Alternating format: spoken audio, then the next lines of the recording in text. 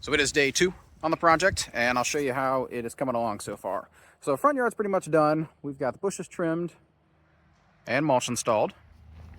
Got more mulch done over here. We ran just shy in that garden bed, so we're gonna have to pick up more. I'll show you the rest of the front yard here. So Keith did a really good job of trimming up these bushes. Both him and Kelsey are working out here. Check that out. Currently, they are working on clearing out the back area. So they've got the little mini skid steer. They're filling up the trailer right now. You can see them back there, starting to clear things away.